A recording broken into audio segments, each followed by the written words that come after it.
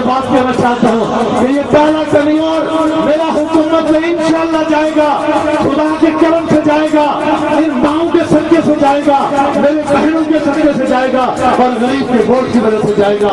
अगर आप सारे कंपेन चलाएंगे तो फिर दोनों हाथ खड़े करके मैं यकीन दिलाऊं कि आप सारे भी कंपेन चलाएंगे, आप भी मुहिम चलाएंगे, आप भी गहकर के ऊपर जाएंगे।